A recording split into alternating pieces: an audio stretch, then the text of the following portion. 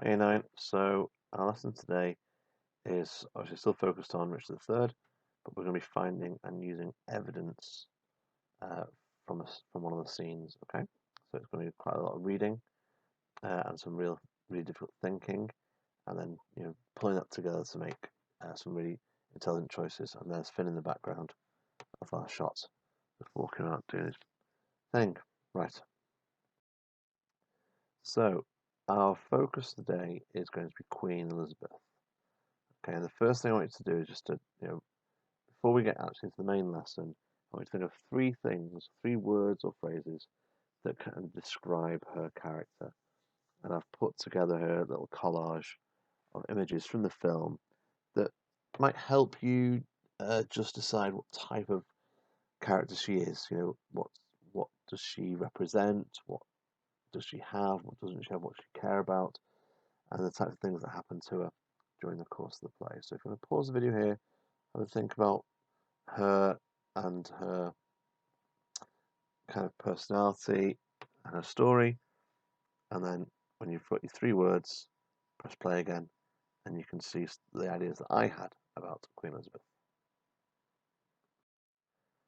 So, for Queen Elizabeth, what I thought about her is that she's got several areas that kind of define her. Now, those include her powerful status as the Queen. They include her status as mother. She's got three children in the play, three young children, who she is, the guardian of. She's got a very strong love for her family, not just her kids, but also for her brothers as well. She's a sister. She spends a significant amount of the play grieving because she suffers the loss of her husband. She suffers the loss of her brother. She suffers the loss of her sons. She is a wife, and she is also powerless and vulnerable. So, in terms of her story, she changes and alters quite a lot in the way this play works. So, she's a really interesting character because she's got such a variety of different traits to her. Now, the aim of this video lesson is to kind of get you to focus on one specific character, and then when we're looking at a scene in which that character features, to select evidence from that scene. That's the second thing we're looking at. And then the third thing is, able to explain the impression that evidence gives. So, kind of, what does that evidence mean? What does it suggest? What does it infer? So, not just the surface meaning, but that could be quite important. But you're going a little bit deeper and see what other messages are there, but maybe not quite as obvious. And the scene we're going to focus on today is Act 1, Scene 3. Um, and the question is, how is Queen Elizabeth presented in this extract? So basically, what does Shakespeare give to the audience in terms of what impression we get of Elizabeth from just this scene? Okay, and that's a really important thing to say now, is we are only focusing on her in this scene. Okay, and in one respect, it's not even the full scene. I'm going to give you an extract from Act 1, Scene 3. So you can only work with the text that I give you in this lesson. Okay, you'll know other things about Queen Elizabeth. You've got to kind of put those to one side and just focus on the stuff in today's lesson. Now, the way we're going to do this, the way we're going to think about, finding the evidence of this middle column here, the way we're going to do this on here, okay, is we're going to first of all think about the evidence that we're going to get and what we're going to be looking for. The way we're going to find that evidence is in these focuses here, foci, okay? So we're going to have to make sure we find evidence of what she does, what she says, what other people say, how other people act around her, and what other people say about her. And once we've got those focus and the evidence, then that will allow us to interpret that evidence to work out what kind of message is being sent to us. Now, this is a table, obviously, that you could fill in, but some people prefer a spider diagram, so you could do it this way as well. The same color coding and the same idea, the same focuses or foci, how she acts, what she says, how others act around her, and what others say about it. Okay, so the same ideas, but a different way of presenting it. And obviously you can choose what you can do the table, or you can do a mind map spider diagram like this. Right, in your packs for this lesson, the resources I gave you for this lesson, which are available in Google Classroom, I've given you a PDF version of this scene. And the scene that I've given you is the extract is from Act 1, Scene 3. And on the PDF, as you can see on the screen here, there's a white section and a blue section. Now the white section of the script, this side here, is the original Shakespeare. So this bit here, I'm just putting a little yellow line around it. There it is. The yellow line around it is the original Shakespeare. Okay, and then the red line on here, that is the modern translation. So I've given you the two versions of the text side by side. So at every point in the lesson today, you'll be able to understand the lines that we're looking at because the modern translation is going to be there for you all the time. Okay. So let's read the scene together, and you can either follow it on the screen and listen to me, or you can listen to me and look at the PDF. Either way is fine. Act 1, Scene 3. Enter Queen Elizabeth, Lord Marquis of Dorset, Lord Rivers, and Lord Grey. I just want to clarify that Dorset, Rivers, and Grey are all Queen Elizabeth's relations. Okay, in the film version, she only has of those three Lord Rivers, but in the full play, she's got Dorset, who is her son from a previous marriage, and she's got Rivers, her brother, and Lord Grey as her other brother. So she has these three males, these three characters, these three family members who are there on stage with her now. Rivers. Have patience, madam. There is no doubt His Majesty will soon recover his accustomed health. Grey. In that you brook it ill, it makes him worse. Therefore, for God's sake, entertain good comfort and cheer his grace with quick and merry eyes. Queen Elizabeth. If he were dead, what would betide on me? Rivers. No other harm but loss of such a lord. Queen Elizabeth. The loss of such a lord includes all harms. So that's the first little section we're looking at today. If you think about what we've just heard and what we've just read, what impression are we getting of Queen Elizabeth from these lines? What is she saying? What is she thinking? What is she doing? And what are other people saying and thinking, and what are they doing? Okay. So let's have a think, first of all, about how she acts. She comes onto the stage surrounded by three other characters. What does that tell you about her as in terms of her presentation? That she arrives on stage with three other characters, and they're all members of a close family. Not related to her husband, not related to any of her husband's family. These are all her nearest family who aren't connected to the royal family. What's that tell you about her? She's arrived on stage with this group of close family members from her previous marriage and from her own family rather than the royal family that she's married into. What does she say?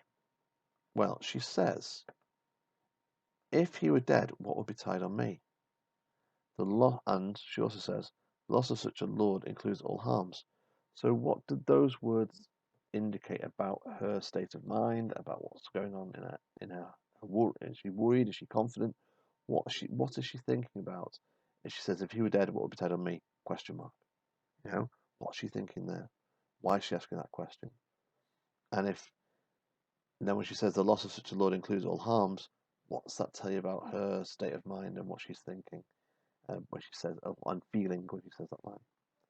Now, if we look at the other characters, we've got her family arriving on stage together with her, so that tells you something about them as well as it tells you something about her. So you could think about that, and then let's see what they say. So we'll look at Rivers first. He starts off by saying, "Have patience, madam."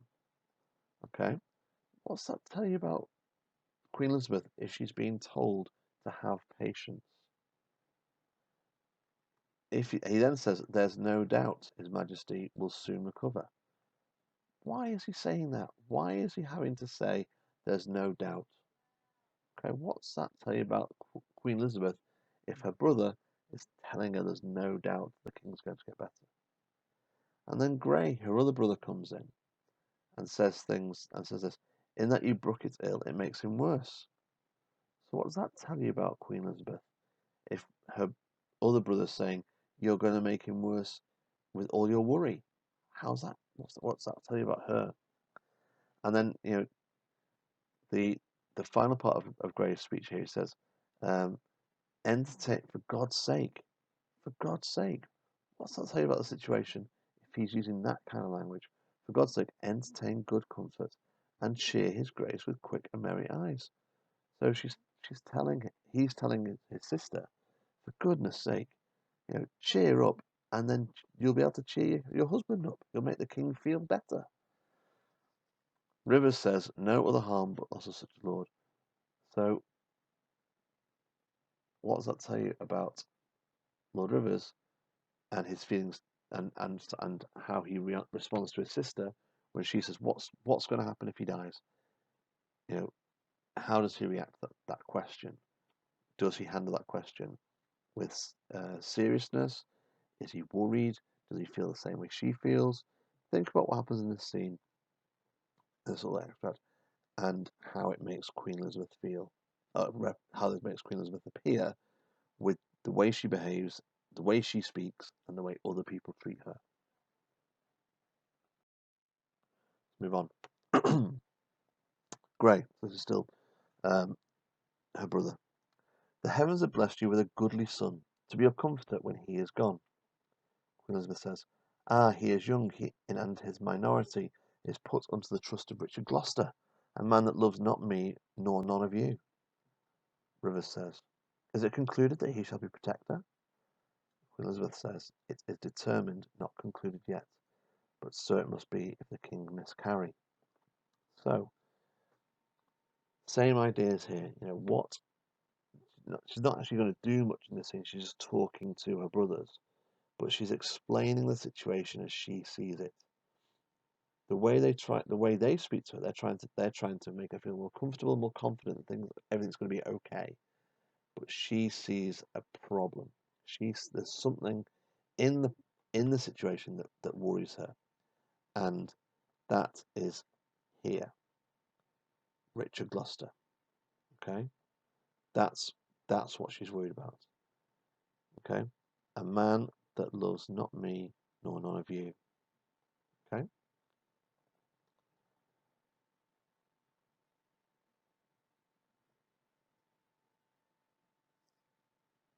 So in terms of this little bit here, you could look at how her mental, what she's thinking about, what she's feeling, how it's been possibly it's been moved forward or been made more specific in terms of what it is that's actually bothering her.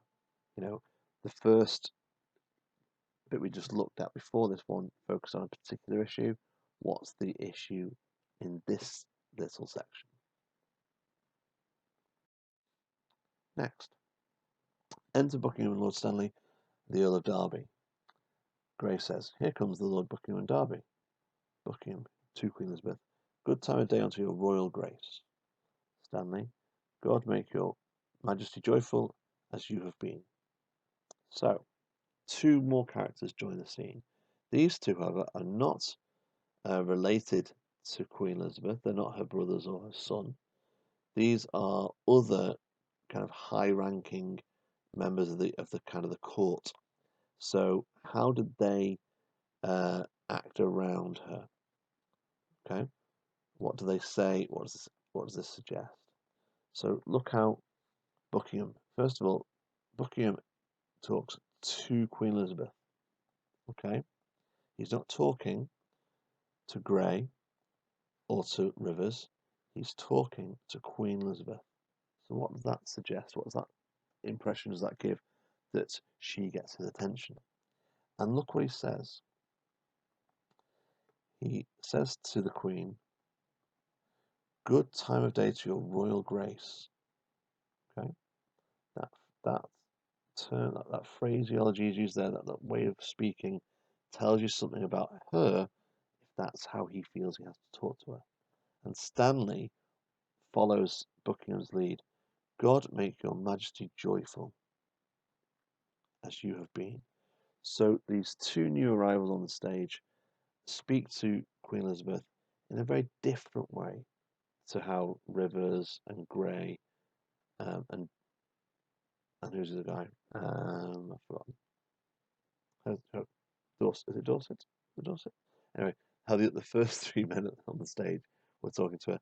These two, Buckingham and Stanley, talk to her in a very different way. What's that tell you about her character if these other men speak to her in that way? Queen Elizabeth now says, "The Countess Richmond, good my Lord of Derby, to your good prayer will scarcely say amen. Yet Derby, notwithstanding she's your wife, and loves not me, be you, good Lord, assured I hate not you for her proud arrogance." Stanley says, "I do beseech you either not believe the envious slanders of her false accusers, or if she is but accusing true report, bear with her weakness, which I think proceeds from a wayward sickness and no grounded malice." So a, a strange little conversation breaks out here between Elizabeth and Stanley. Elizabeth mentions the Countess Richmond, who is Lord Stanley's wife. Okay, and she basically accuses Stanley of of having a wife who does not like the Queen. Okay, and she calls Lord Stanley's wife the Countess Richmond. That's a title. Um, having proud arrogance. Stanley says, "I do beseech you." That's a very interesting word, the word beseech. "I do beseech you, do not believe the envious slanders of her false accusers." So he's saying it's not true. Don't believe the lies you've heard about her. Or if it turns out that they are true, bear in mind that she's ill, okay, and she doesn't really hate you. So Stanley offers a kind of contradictory answer. He says, "Oh, these are all lies, but if they do turn out to be true, then it's because she's ill." So what's that tell you about Stanley if he speaks again to Queen Elizabeth? So what's it tell you about Queen Elizabeth if Stanley speaks to her in this way? Why is he being so careful with what he says to her? Why is he using the word beseech when he speaks to Queen Elizabeth? These little details tell us about her and her character. Last bit. Queen Elizabeth says, "Saw you the king today, my Lord of Derby," Stanley, "but now the Duke of Buckingham and I are come from visiting his Majesty." Queen Elizabeth, "What likelihood of his amendment, lords?" Buckingham, "Madame, good hope, his Grace speaks cheerfully." Queen Elizabeth, "God grant him health. Did you confer with him?" Buckingham, "Ay, madam. He desires to make atonement betwixt the Duke of Gloucester and your brothers, and betwixt them and my Lord Chamberlain, and sent to warn them of his royal presence." Queen Elizabeth, "Would all were well, but that will never be. I fear our happiness is at the height." So again, this is the last part of the scene that we're looking at today. What do we learn about Queen Elizabeth's character from what she says? Well, what's going on her mind? What's going through her mind at the moment? She says, she asks a couple of questions here. Oh, let's just get that. I don't want purple.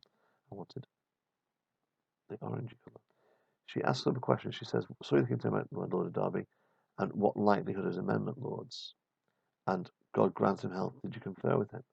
So she's asking a series of questions.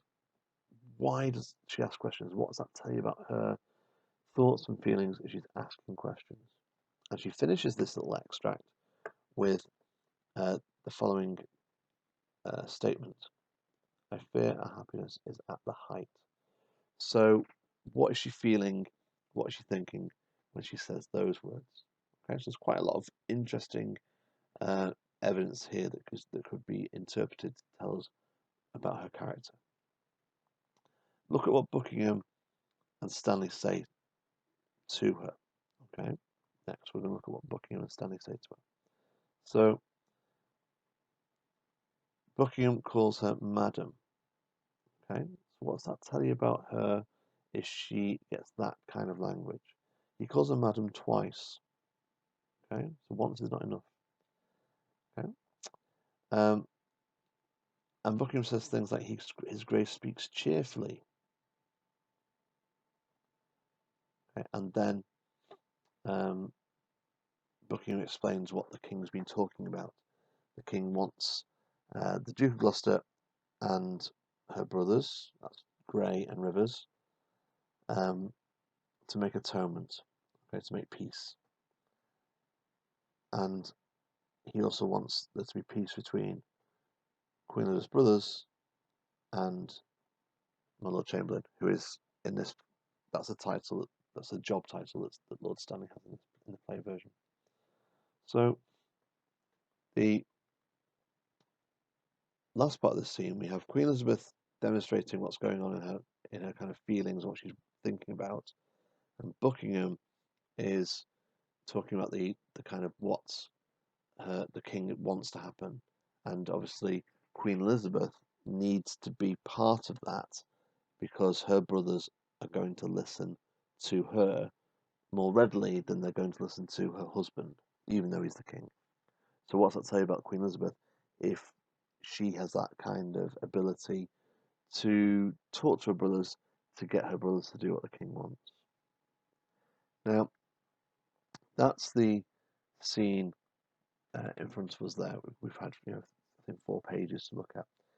Your job now is to create a mind map or the table. You can decide how you want to present it about Queen Elizabeth and how she's presented in the scene. And the evidence that you pick needs to include all 4 of the elements we're looking at: how she acts, what she says, how other people act around her, and what they say about her or what they say to her. And with those bits of evidence collected together, you should have the ingredients for a strong kind of response to the question, which we'll look at doing the actual response to the question in our next lesson. Okay, so for now, I want you to go back over the scene. I want you to pick out 4 pieces of evidence and to interpret what each of those evidence pieces tells you or shows you or makes you think about Queen Elizabeth. Any questions, please put a comment or on Classroom or send me an email. Okay. Good luck, year 9, and I'll give you the answers, or I'll give you my answers to this in our next lesson, so you can see kind of where you're at in terms of the work you've done today. All right. Take care now. See you soon.